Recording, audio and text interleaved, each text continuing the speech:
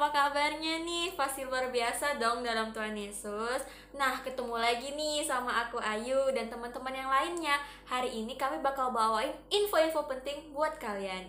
Dan pastikan kalian udah berada di tempat yang nyaman ya untuk kita ibadah bareng.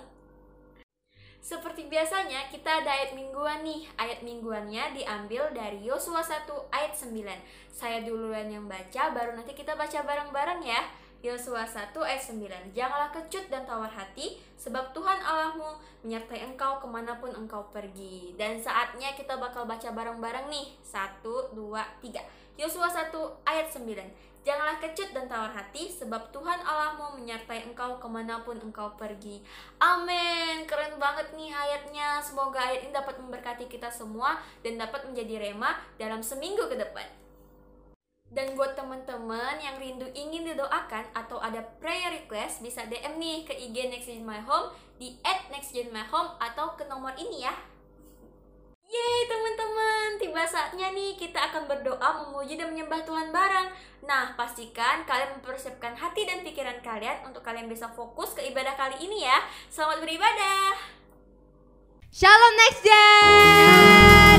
Apa kabar yang ada di rumah? Pasti semuanya baik-baik aja ya. Semoga kita di rumah diberkati Tuhan. Amin. Amin. Sebelum kita memulai ibadah kita, mari kita bersatu di dalam doa. Kita ingin meninggikan Tuhan kita. Tuhan yang baik, yang bertata di surga, kami berserah padamu Tuhan Yesus di pagi hari ini Tuhan. Tuhan, terima kasih Bapa, Kau telah mengumpulkan kami Tuhan Yesus di rumah masing-masing untuk berdoa pada pagi hari ini Bapa.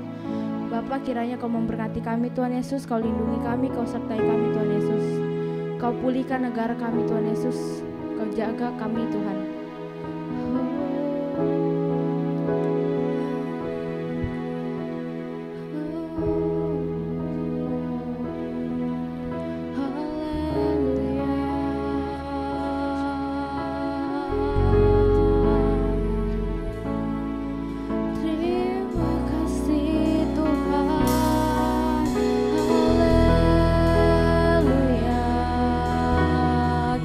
Tuhan kita,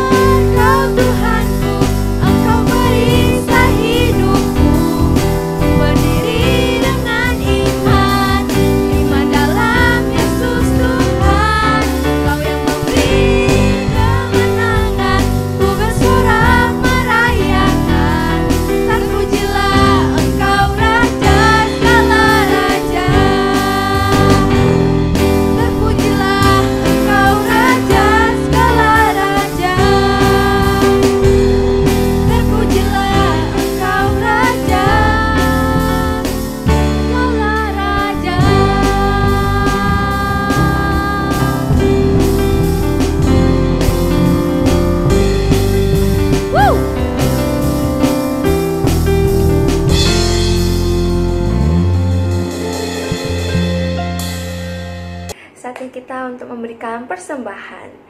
Persembahan dapat teman-teman berikan melalui transfer ke rekening bank yang tertera di bawah ini, atau teman-teman juga bisa melalui aplikasi pembayaran berikut ini. Oke, sebelum kita memberikan persembahan kita, mari kita bersatu di dalam doa untuk persembahan kita, yang kemudian akan dilanjutkan dengan doa syafaat. Mari kita bersatu di dalam doa. Bapa, terima kasih ya Bapa atas karunia-Mu yang telah Engkau berikan kepada kami ya Bapa. Sebentar lagi kami akan memberikan persembahan ya Bapa. Kiranya persembahan kami ini dapat memperluas kerajaan-Mu ya Bapa. Terima kasih Tuhan Yesus, kami sudah siap memberikan persembahan kami. Dalam nama-Mu kami berdoa dan mengucap syukur. Tuhan, kami juga berdoa Tuhan untuk keluarga kami Tuhan Yesus, untuk orang tua kami Tuhan, untuk kakak, adik kami, saudara kami Tuhan Yesus, kakek, nenek Tuhan, keluarga besar kami Tuhan. Kami mau berdoa Tuhan, kami mau menyerahkan Tuhan keluarga kami Tuhan ke dalam tangan-Mu Tuhan Yesus. Biarlah keluarga kami Tuhan Yesus ada damai sejahtera Tuhan turun atas keluarga kami Tuhan Yesus. Terima kasih Tuhan, Kau telah memberikan orang tua kami yang baik Tuhan Yesus, yang mau menyayangi kami Tuhan Yesus. Kau berkati pekerjaan, apapun masalah dan pergumulan Tuhan, dimanapun mereka berada Tuhan. Kau memberkati orang tua kami Tuhan Yesus. Kau yang menyertai, Kau yang melindungi mereka Tuhan Yesus. Kami percaya Tuhan, kami menyerahkan keluarga kami Tuhan ke dalam tangan-Mu Tuhan Yesus. Biarlah keluarga kami ini Tuhan Yesus dapat menjadi sarana Tuhan untuk kami bisa terus Tuhan memuliakan nama-Mu Tuhan Yesus, meninggikan nama-Mu Tuhan Yesus. Biarlah kami generasi Yeremia-Mu Tuhan bisa menjadi dampak Tuhan untuk bisa menyayangi keluarga kami Tuhan Yesus. Tidak hanya keluarga kami Tuhan, tapi lingkungan sekitar kami Tuhan Yesus. Biarlah Tuhan Yesus kami generasi Yeremia-Mu Tuhan Yesus, kami yakin dan percaya Tuhan Pentakosta ketiga Tuhan, kami imani Tuhan Yesus, Pentakosta ketiga Tuhan akan turun Tuhan Yesus. Biarlah kami Tuhan generasi-Mu Tuhan Yesus dapat menjadi alat di tangan-Mu Tuhan Yesus, bisa menjangkau jiwa-jiwa Tuhan. Biarlah penuaian jiwa-jiwa terjadi Tuhan Yesus. Biarlah kami Tuhan bisa menjadi alat-Mu Tuhan Yesus, bisa menjadi sarana-Mu Tuhan Yesus untuk memperluas kerajaan-Mu Tuhan Yesus. Kau memberkati kami Tuhan Yesus, Kau yang selalu melindungi, Kau selalu menyertai kami Tuhan Yesus. Biarlah masa depan kami serahkan kepadamu Tuhan Yesus. Masa depan kami Tuhan Yesus ada di tangan-Mu Tuhan Yesus. Terima kasih Tuhan Yesus, kami berdoa dan mengucap syukur. Haleluya, amin. Terima kasih ya Bapak untuk pemimpin-pemimpin rohani kami ya Bapak. Saat ini kami bawa pemimpin rohani kami ke dalam tangan-Mu ya Bapak. Dari Pak Niko beserta 4 wakilnya, lalu Pak Johan Handoyo, lalu Bapak Gembala dan Wakil Gembala kami, yaitu Pak Irwan dan Pak Anen ya Bapak, dan Kak Rikson sebagai Ketua Pemuda dan Anak ya Bapak, dan Calusi juga sebagai Gembala kami di Next Gen My Home ya Bapak. Kami percaya Bapak, berkat melimpah bagi pemimpin-pemimpin rohani kami ya Bapak. Perlindungan-Mu dan penyertaan-Mu sempurna atas mereka ya Bapak. Dalam nama-Mu kami berdoa dan mengucap syukur.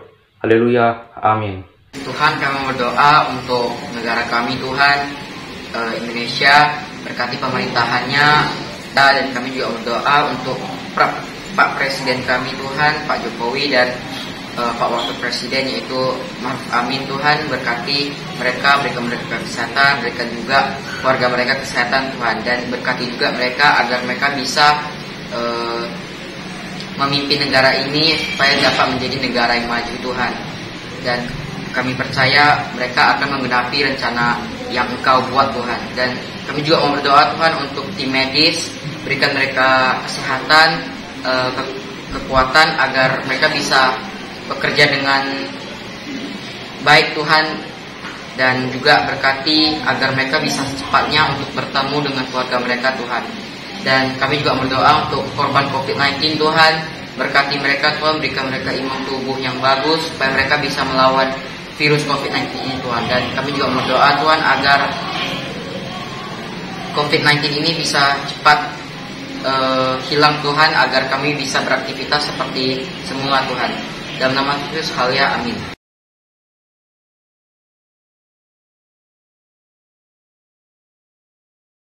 Wah, puji Tuhan. Sekarang saatnya kita bakal dengerin firman Tuhan pagi ini yang pastinya bakal nguatin kita banget. Sebelum itu, kita berdoa dulu yuk. Mari kita berdoa. Bapa, terima kasih untuk pagi ini. Sekarang kita mau duduk diam mendengar apa yang Tuhan mau sampaikan lewat hamba-Mu. Kiranya Kau yang mengurapi hamba-Mu dan juga memberi kita hati yang mau mendengar, mau taat akan firman Tuhan. Terima kasih Bapa, kami siap mendengar. Hanya di dalam nama Yesus kami berdoa. Haleluya. Amin. Kita satukan hati, kita berdoa. Bapa Surgawi, Bapa yang kami sembah dalam nama Tuhan Yesus, kami mengucap syukur untuk sore hari ini.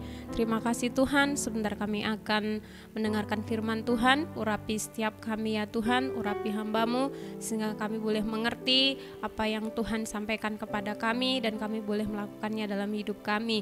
Terpujilah nama-Mu Tuhan, dalam nama Tuhan Yesus kami berdoa, haleluya, amin. Shalom Next Gen. Ya, shalom ya buat kalian semua dimanapun kalian berada yang lagi merayakan Imlek. Kakak ucapkan selamat tahun baru. Tuhan Yesus memberkati kita semua. Nah, pada sore hari ini kita akan belajar mengenai perkataan. Dalam kehidupan kita sehari-hari, mulut itu kita pakai untuk berkata-kata, kita pakai untuk berbicara, dan kita pakai untuk berkomunikasi dengan sesama kita. Fungsi lidah itu berperan di dalam berbicara, dan dengan mulut kita dapat mengungkapkan apa yang ada di dalam hati kita. Dengan mulut juga kita bisa saling menyapa teman kita bisa saling berbicara, bahkan kita bisa bicara dari hati ke hati. Kita bisa curhat dengan orang lain apa yang kita rasakan, apa yang kita alami. Nah, satu tokoh bernama Nelson Mandela, itu adalah tokoh penentang rezim apartheid dari Afrika Selatan yang dipenjara selama hampir 3 dekade, sangat mengetahui dan paham mengenai kuasa perkataan. Selama di penjara, ia tidak banyak berbicara karena takut akan hal buruk yang dapat ditimbulkan dari perkataannya. Namun setelah pembebasannya, ia berkata, "Bukan kebiasaan saya untuk berkata-kata dengan sembarangan. Pengalaman selama 27 tahun mendekam di penjara telah mengajar kami untuk menggunakan kesunyian dari kesendirian itu guna memahami betapa berharganya perkataan dan betapa kuat dampak perkataan terhadap hidup mati seseorang."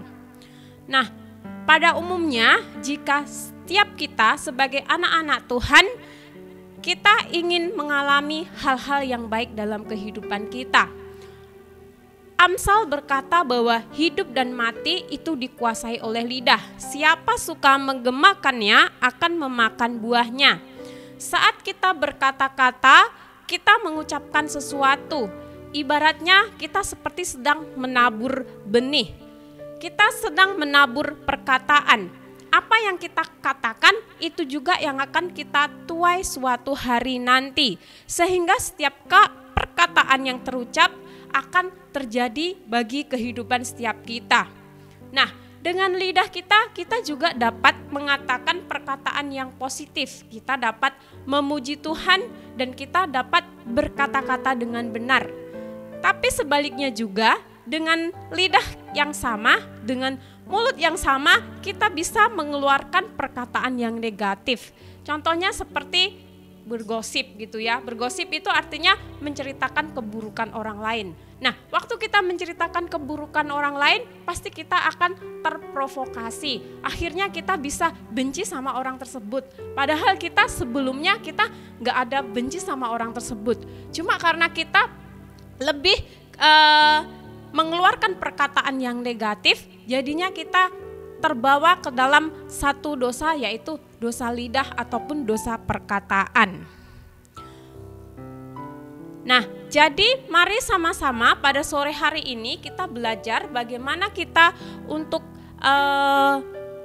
menggunakan setiap perkataan kita agar perkataan kita itu dapat membangun orang yang mendengarnya. Perkataan itu juga dapat menjatuhkan orang yang mendengarnya, dapat merusakkan karakter orang yang mendengarnya. Mari sama-sama anak-anak Tuhan, kita sebagai orang yang dikasihi Tuhan, kita belajar untuk mengucapkan kata-kata yang positif. Kenapa kita harus belajar mengucapkan kata-kata yang positif? Karena perkataan kita itu akan mempengaruhi kehidupan kita. Perkataan kita juga akan mempengaruhi kehidupan orang lain. Misalnya kita mengatakan perkataan yang positif. Ada teman kita yang mungkin lagi dalam masalah gitu ya. Terus kita tahu dia lagi dalam masalah, kita katakan, kamu lebih dari pemenang, kamu sanggup, kamu mampu. Nah, pasti orang tersebut yang mendengarnya pasti akan timbul imannya, timbul semangatnya. Oh iya ya, aku mampu, aku bisa, aku percaya ada Tuhan bersama dengan aku. Itu lebih menyenangkan daripada waktu kita punya teman, dia ada masalah, terus malah kita hakimi dia gitu. Ah udahlah gitu, memang dasar kamu bodoh gitu. Nah, kita nggak sadar tuh waktu kita bilang teman kita itu bodoh, maka dia akan terekam di dalam pikirannya dan dia berpikir dirinya, oh iya ya aku bodoh. Nah, seperti itu. Nah, mari kita belajar untuk menggunakan setiap perkataan kita untuk bisa memberkati teman kita, memberkati orang yang mendengarnya. Nah, di dalam Yesaya pasal 50 ayat 4 itu berkata, Tuhan Allah telah memberikan kepadaku lidah seorang murid, supaya dengan perkataan aku dapat memberi semangat baru kepada orang yang letih lesu. Setiap pagi ia mempertajam pendengaranku untuk mendengar seperti seorang murid. Nah, mari kita belajar di dalam kitab Yesaya ini bahwa Tuhan itu memberikan kepada setiap kita lidah seorang murid. Lidah seorang murid itu adalah lidah yang berkata waktu dia mengatakan sesuatu kepada orang lain itu memberikan semangat yang baru, memberikan kegairahan yang baru. Orang yang mendengar itu langsung senang gitu ya. Jangan justru sebaliknya. Mazmur 34 ayat 14 berkata, jagalah lidahmu terhadap yang jahat dan bibirmu terhadap ucapan-ucapan yang menipu. Mari sama-sama kita belajar untuk menjaga lidah kita terhadap yang jahat dan bibir kita dari ucapan-ucapan yang menipu. Artinya mari kita belajar untuk tidak terpengaruh terhadap perkataan yang negatif seperti mungkin berbohong gitu ya. Kalau berbohong mungkin kita anggap ya berbohong kecil nggak apa-apa lah kayak gitu ya. Kadang kita berpikir seperti itu, tapi nggak boleh. Kalau nanti dibiasakan berbohong kecil-kecilan gitu, lama-lama juga jadi gede, jadi besar gitu ya. Nggak boleh gitu. Nah, gimana caranya supaya kita dapat menjaga perkataan kita? Gimana caranya supaya kita dapat mengontrol setiap perkataan kita? Kita akan belajar dari seorang tokoh yaitu Daud. Di dalam Mazmur 39 ayat 1 itu berkata, untuk pemimpin biduan, untuk Yedutun Mazmur Daud, pikirku, aku hendak menjaga diri supaya jangan aku berdosa dengan lidahku. Aku hendak menahan mulutku dengan kekang selama orang fasik masih ada di depanku. Nah, Daud itu begitu dia berusaha untuk menjaga mulutnya, untuk menjaga hidupnya, menjaga dirinya supaya dia jangan berdosa terhadap setiap perkataan yang dia ucapkan. Nah, gimana caranya? Yaitu dengan menahan mulutnya dengan kekang gitu ya. Menahan mulutnya dengan kekang. Ya, kalau untuk orang yang mungkin suka ngomong gitu ya, suka bercerita gitu, mungkin dia agak-agak susah gitu ya kalau disuruh taruh kekang ataupun taruh rem gitu ya. Kalau kita lagi naik sepeda, kita lagi cepet-cepet gitu jalannya, tiba-tiba harus direm gitu supaya apa? Nggak nabrak gitu. Nah, kalau kita ngomong terus gitu nggak pakai rem, lama-lama takutnya juga jadinya apa? Jadinya gosip gitu ya, ngegibah gitu. Aduh, kalau udah ngegibah biasanya sampai lupa waktu, bener nggak sih? Sampai kadang-kadang tahu-tahu waktunya udah berlalu gitu aja gitu. Nah, oleh sebab itu mari sama-sama kita belajar dari Daud bahwa kita harus taruh kekang di dalam mulut kita. Artinya kita harus tahu kapan kita harus berhenti berkata. Kita harus tahu bagaimana kita stop kata-kata kita ketika kata-kata kita udah mulai kacau gitu ya, udah mulai sembarangan, udah mulai ngawur gitu ya. Kita harus tahu gitu, siapa yang bisa mengendalikan lidah kita? Ya diri kita sendiri. Orang lain gak bisa mengendalikan lidah kita, hanya diri kita yang dapat mengendalikan lidah kita. Yaitu caranya pakai kekang gitu ya. Mungkin agak sulit kali ya untuk mengendalikan lidah. Tapi kita percaya bahwa gak ada yang mustahil. Waktu kita mau punya keinginan untuk kita mau bisa memberkati setiap perkataan yang keluar dari mulut kita, itu pasti kita bisa mengendalikan setiap apa yang akan dia keluarkan, setiap apa yang dia ucapkan. Nah, yang pertama itu adalah kita harus menahan diri kita, yaitu dengan memakai kekang pada mulut kita. Karena setiap apa yang kita ucapkan itu bisa mempengaruhi orang yang ada di sekeliling kita. Di dalam Yakobus pasal 3 ayat 5, 6 dan 8 itu memperingatkan setiap kita bahwa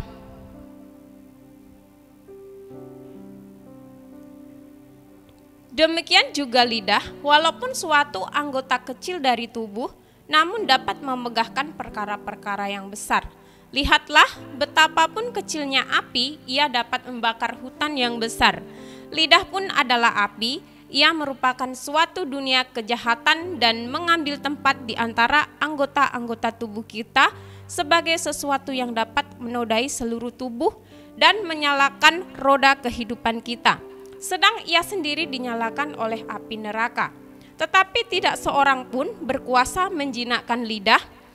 Ia adalah sesuatu yang buas, yang tak terkuasai dan penuh racun yang mematikan. Nah, di dalam kitab Yakobus kita diingatkan bahwa lidah kita itu seperti api. Artinya api yang kecil aja tadi bisa menghanguskan seluruh hutan yang besar. Artinya perkataan kita yang kecil saja itu sangat berpengaruh yang luar biasa gitu ya. Dan dikatakan juga lidah kita itu penuh dengan racun yang mematikan. Kata-kata kita itu bisa jadi racun. Kalau orang minum racun pasti ada yang meninggal. Pernah dengar kan ya, minum racun dia langsung meninggal. Demikian juga kata-kata kasar, kata-kata tajam yang diucapkan atau yang dikeluarkan itu secara mungkin kita nggak sadar itu bisa membunuh seseorang, membunuh hatinya ya, membunuh karakternya, membunuh mentalnya. Yang harusnya dia bersemangat mendengar perkataan kita, justru ketika dia mendengar perkataan kita, dia menjadi lemah. Dia menjadi down gara-gara perkataan kita. Nah, oleh sebab itu adik-adik Next Gen, kita harus ingat apa yang kita ucapkan, apa yang keluar dari mulut kita itu biarlah menjadi berkat bagi sekeliling kita. Ingat, kalau kalian mengucapkan kata-kata yang negatif itu bisa menjadi racun untuk teman yang mendengarnya. Jadi jangan pernah ucapkan kata-kata yang negatif. Itulah betapa luar biasanya lidah kita. Jangan kita berkata sembarangan lagi. Nah, oleh sebab itu tadi yang kita baca di dalam kitab Mazmur, Daud menaruh kekang di mulutnya supaya dia bisa mengontrol setiap perkataan yang keluar dari mulutnya. Yang kedua itu adalah kita menyadari bahwa semua perkataan yang kita ucapkan itu diketahui oleh Tuhan. Di dalam Mazmur pasal 39 ayat 4 berkata, sebab sebelum lidahku mengeluarkan perkataan, sesungguhnya semuanya telah kau ketahui ya Tuhan. Artinya Tuhan itu mengetahui setiap perkataan yang akan kita keluarkan. Dia mengetahui apa yang ada di dalam hati kita. Sekalipun orang lain nggak tahu, papa mama kita nggak tahu, teman kita nggak tahu, mentor kita juga nggak tahu, tetapi Tuhan tahu apa yang ada di dalam hati kita. Ya, mungkin kadang orang ada yang perkataannya manis banget, sikapnya manis banget di depan kita ya, tapi di belakang kita justru sebaliknya, dia justru menjelek-jelekkan kita. Ada juga gitu. Nah, Tuhan tahu semuanya gitu ya. Jadi sebelum kita berpikir untuk mengucapkan perkataan, mengucapkan kata-kata, mari kita sadari bahwa Tuhan itu mengetahui kehidupan kita. Dia begitu mengenal kita. Bahkan dia tahu, dia mengenal kita lebih dari apa yang kita tahu gitu ya tentang diri kita. Mungkin ada juga yang tentang diri kita, diri sendiri pun kita nggak ngerti, tapi Tuhan tahu gitu ya.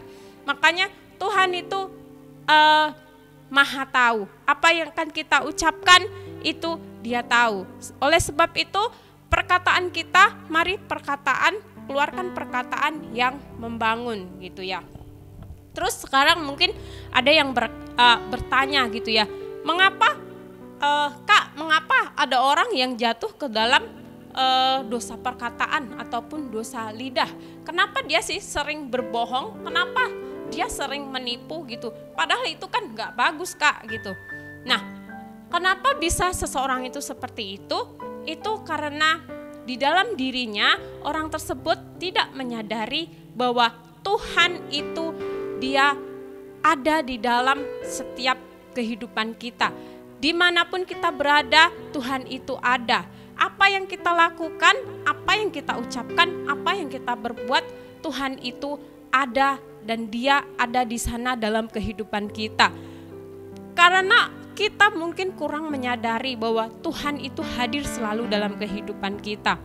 Tetapi kalau kita sadar, kita tahu bahwa Tuhan selalu ada menyertai kita, maka setiap perkataan kita pasti kita akan pikirkan.